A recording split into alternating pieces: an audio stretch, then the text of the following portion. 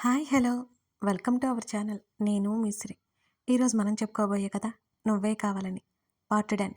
కథలోకి వెళ్ళే ముందు లైక్ చేసి అలాగే వీడియోని హైప్ చేయడం మర్చిపోకండి. ఇక వచ్చేయండి చూసేద్దాం.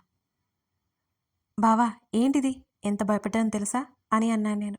రమ్మంటే ఇంతవరకు ఏం చేస్తున్నావే అని అడిగాడు డోర్ లాక్ చేస్తూ. అత్తతో మాట్లాడుతున్నాను అన్నాను కళ్ళెత్తి బావని చూస్తూ. కళ్ళజోడు తీశాడు. బెడ్ మీదకి విసిరాడు. బావా అని చిన్నగా అరిచాను. అది ఎక్కడ విరిగిపోతుందనే భయం. "ఉమ్, చెప్పు అన్నాడు నా చెంప మీద చెయ్యేసి. విరిగిపోతుంది అన్నాను మూతి ముడిచి. నా భుజం చుట్టూ చేతులు వేసి డ్రెస్సింగ్ టేబుల్ మిర్రర్ దగ్గరికి తీసుకువెళ్ళాడు. ఇంత పొట్టింటే నువ్వు వెనుక నుంచి నా భుజాల మీద చేతులు వేశాడు బావ. నేనింకా చాలా హైట్ పెరుగుతాను బావా అని చెప్పాను గర్వంగా. అవునా అంటూ నవ్వాడు. ఆ, ఎందుకు నవ్వుతున్నావు అని అడిగాను తల తిప్పి బావ వైపే చూస్తూ. అలాగే నా నుదుటి మీద పెదవులానించాడు బావ. కళ్ళు మూసుకొని అలాగే ఉండిపోయాను కాసేపటి తర్వాత వరకు. నన్ను వెళ్ళొద్దని చెప్పి అమ్మతో వెళ్ళమని చెప్పన్నావేంటే? అమ్మని బాగానే కన్విన్స్ చేశావే. నువ్వింత మెచ్యూర్డ్గా ఎలా అయ్యావు? నువ్వే పొట్టి, నీ బుర్ర మాత్రం గట్టిదే అన్నాడు బావ. బావా అలకగా చూశాను నేను. "ఉమ్, చెప్పవే" నా చెంప మీద ముద్దు పెట్టుకున్నాడు. బావా నువ్విలా చెయ్యకు అన్నా నేను వెంటనే. హుష్, అందుకే నువ్వు ముందుగా పుడితే బావుండు అనుకునేది నేను. ఈ పాటికి పెళ్లి చేసుకునేవాణ్ణి నిన్ను. ఏం చేస్తాం అని అన్నాడు నిట్టూరుస్తూ. నేను నవ్వాను. నవ్వుతావేంటి? నా బాధ చూస్తుంటే నీకు నవ్వొస్తుందా? నా నడుము దగ్గర గిలిగింతలు పెట్టాడు. నా వల్ల అస్సలు కాదు. చెక్కిలిగిలి పుట్టింది నాకైతే. ఆ బావా ప్లీజ్ నా వల్ల కావట్లేదు అని నవ్వుతూ బావకి దూరంగా జరుగుతూ నవ్వుతూనే ఉన్నాను. వదలలేదు బావ. బావా వదులు. నవ్వడం మాత్రం ఆపకుండా నవ్వుతూనే ఉన్నాను నేను. విడిపించుకొని పారిపోతుంటే వెనుక నుంచి పట్టుకున్నాడు. నా భుజం మీద ముద్దిచ్చాడు. ఆగిపోయాను అక్కడే గట్టిగా కళ్ళు మూసేసి. అషు, బావ వెచ్చటి ఊపిరి నా మెడని తాగుతుంటే నా నడుము చుట్టూ ఉన్న బావ చేతులు పట్టుకున్నాను గట్టిగా. బావా నో అన్నాను. అదంతా తప్పనిపిస్తుంది. మరోవైపు బావ కోసం తప్పు కాదనిపిస్తోంది. ఏంటి నో అన్నాడు నా భుజం మీద చుబుకమానించి. కళ్ళు మూసుకొని అలాగే ఉండిపోయాను ఆ క్షణాల్ని ఆస్వాదిస్తూ.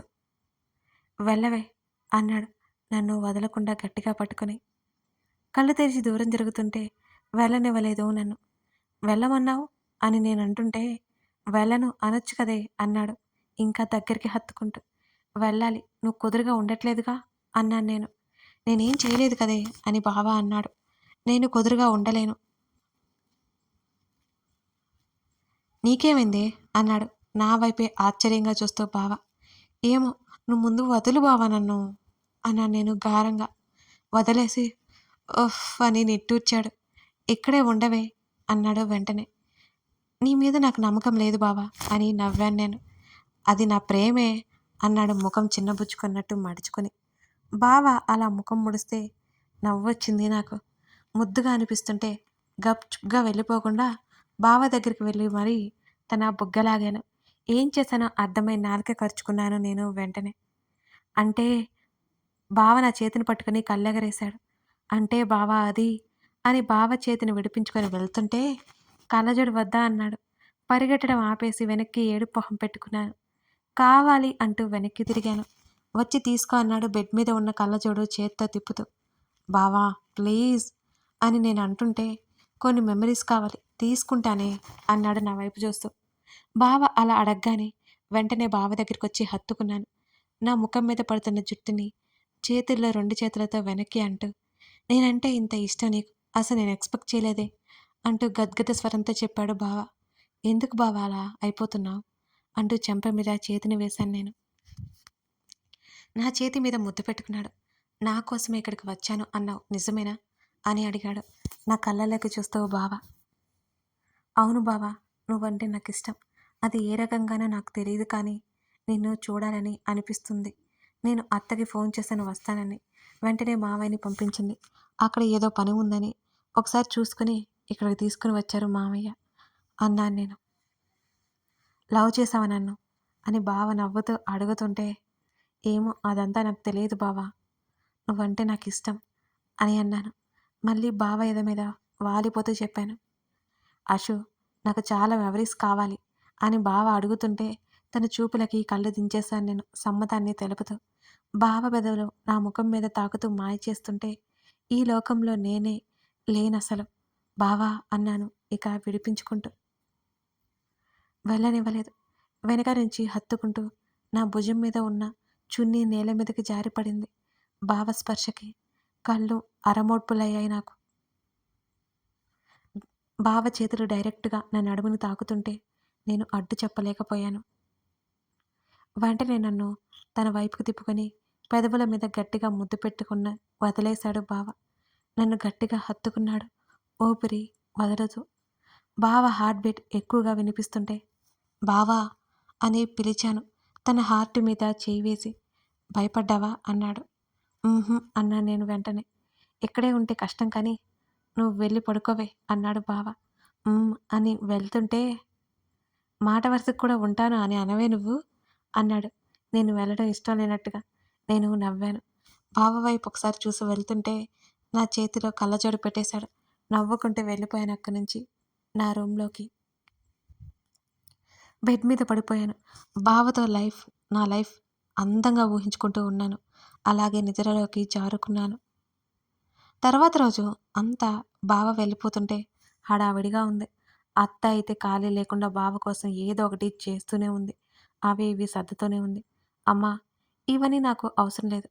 నువ్వు చేసిన నేను తీసుకువెళ్ళను అన్నాడు బావ. ఎందుకు వికీ? కోపంగా అడిగింది అత్త. నేను విహారయాత్రకు వెళ్ళట్లేదు మమ్మీ. వర్క్ ఉండి వెళ్తున్నా. నేను చక్కగా హోటల్లో ఉంటాను.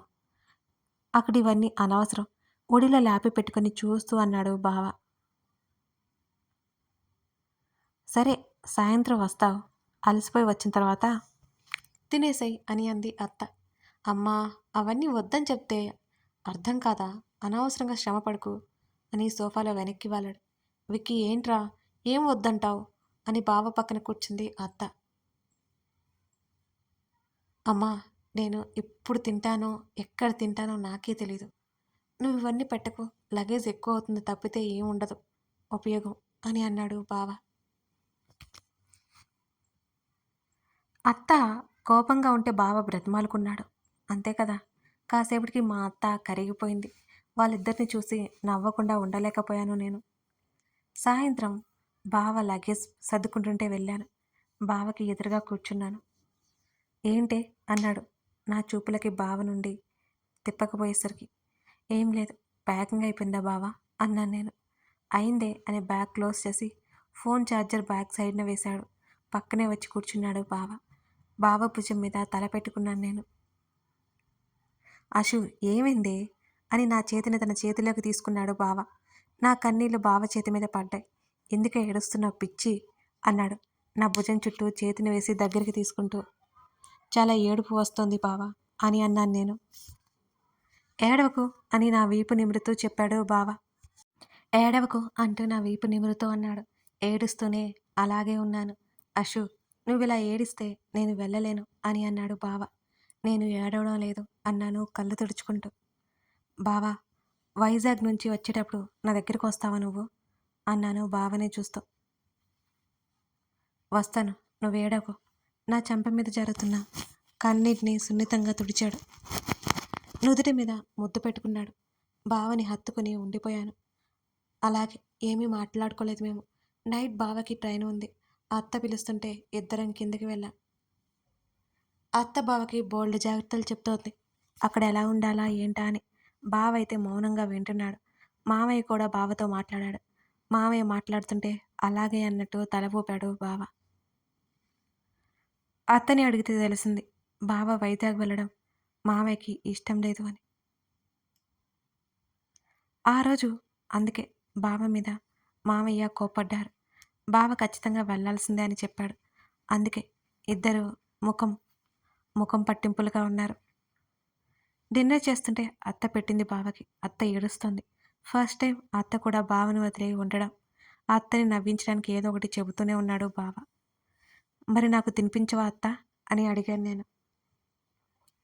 నీకు రోజు తినిపిస్తానులే, నా కొడుకు పెట్టుకొనివే అని అత్త అనగానే మూతి తిప్పేశాను నేను. అశు పట్రా మావయ్య తినిపిస్తే వాళ్ళిద్దరి వైపు చూసి గర్వంగా కళ్ళెగరేశాను నేను. అబ్బో! ఇద్దరూ ఒకేసారి అన్నారు. నేను మామయ్య ఒకరినొకరం చూసుకుని నవ్వుకున్నాం పైకి. సరదాగా తింటూ మాట్లాడుకున్నాం నలుగురం. మరి కాసేపట్లో బావ బయలుదేరాలి. బావ ఫ్రెండ్ వస్తాను అని చెప్పాడట స్టేషన్ వరకు డ్రాప్ చేయడానికి. బావ రూమ్లోకి వెళ్ళాడు లగేజ్ తెచ్చుకోవడానికి అన్నట్టుగా. అత్త, బావకి అన్నీ పెట్టావా అని అడిగాను నేను. వాడు ఎక్కడ పెట్టనిచ్చాడే, ఏం వద్దంట బాధగా అంది అత్త. వాటర్ బాటిల్ పెట్టావా అన్నాను నేను. హాల్లోకి వస్తాడుగా, బ్యాగులో పెట్టుకుంటాడులే అని అత్త అంది. మర్చిపోతాడత్తా, ఇటివ్వు అని అంటూ బాటిల్ తీసుకుని బావ రూమ్లోకి వెళ్ళిపోయాను నేను. బావ వెళ్తున్నాడు అని బాధలో ఉన్న అత్త నన్ను అసలు పట్టించుకోలేదు. లేకపోతే ఎన్ని ప్రశ్నలు వేసేదు. బావా అన్నాను. ఫోన్ వాలెట్ పాకెట్లో పెట్టుకున్నాడు. నా వైపుకి తిరిగాడు. వాటర్ అన్నాను డోర్ క్లోజ్ చేస్తూ. తీసుకున్నాడు బావ. హత్తుకున్నాను వెంటనే. నా తల నిమిరాడు సున్నితంగా. నాకింత దగ్గర ఎందుకయ్యావు బావా అన్నాను కష్టపడి కన్నీళ్లు దాచుకుంటూ. నాకెక్కడ దూరం అయిపోతావో అని భయమే అని చిన్నగా నవ్వాడు బావ. నేను నిన్ను చూడకుండా ఉండలేనేమో బావా అన్నాను. ఇంకా ఇక్కడే ఉండవుగా, వెళ్తావు కదా హైదరాబాద్ అన్నాడు వెంటనే. వెళ్ళాలి కదా అన్నాను నేను. డోంట్ వర్రీ, ఆ బీటెక్ అవగొట్టు, పెళ్లి పీటలు ఎక్కేద్దాం అన్నాడు నా ముఖాన్ని చేతిలోకి తీసుకుని బావ. అన్నాను నేను. సరే టైం అవుతుంది పదా అన్నాడు దూరం జరుగుతూ బావ. లోపల భయంగా ఉంది. చాలా కంగారుగా అనిపించింది. అవేమీ బావ దూరం అవుతున్న దానికంటే ఎక్కువ కాదు నాకు. తన షర్టు పట్టుకొని దగ్గరికి లాక్కున్నాను. వెంటనే బావ పెదవుల మీద ముద్దు పెట్టేశా కాస్త ధైర్యం చేసి. నేను దగ్గరికి లాగినప్పుడే ఆశ్చర్యంగా చూసిన బావ ఆ తర్వాత దూరం జరగనివ్వలేదు నన్ను. నా తల వెనక ఒక చేయి వేసి నా నడుము చుట్టూ చెయ్యేసి చాలా దగ్గరికి లాక్కున్నాడు నన్ను. కొన్ని రోజులు మాకు ఎడబాటు తప్పదు. కొన్ని జ్ఞాపకాలు పోగు చేసుకుంటూ ఉన్నాం ఇద్దరం. ఊపిరి ఆడలేదు నాకు. అయినా బావ నుండి దూరం జరగాలి అని అసలు నాకు అనిపించనే లేదు. వదిలాడు నన్ను మెల్లగా. బాయ్ బుజ్జే అన్నాడు నవ్వుతూ. ఎప్పుడు కళ్ళ నుంచి బయటకు దూకాయ నా కన్నీళ్ళు. వాటిని సున్నితంగా తుడిచాడు తనే. నా సోడా బుడ్డి చాలా ధైర్యంగా ఉండాలి సరేనా అన్నాడు. నా నుదురికి తన నుదురానించి చిన్నగా ఢీకొట్టి ఏడుపులోనే నవ్వాను. గుడ్ పద అంటూ లగేజ్ చేతుల్లోకి తీసుకున్నాడు. బావా నేను హాల్లోకి వచ్చాం. నన్ను ఓదార్చాడు. మా అత్త వంతు వచ్చింది ఇక. అమ్మా, నువ్వు కూడా ఏంటి చిన్నపిల్లలాగా 3 నెలలు ఇట్టే గడిచిపోతాయి, నువ్వు ఏడకు అని మా అత్త కన్నీళ్ళు తుడిచాడు. సరేలేరా, నా బాధ నీకు ఏం తెలుస్తుంది? అదంతా సరే కానీ ప్రేమ గేమ అంటూ వచ్చేటప్పుడు ఎవరినో ఒకరిని తీసుకొచ్చావనుకో నీ కాళ్ళు విరక్కొడతా అని మా అత్త వార్నింగ్ ఇచ్చింది బావకి.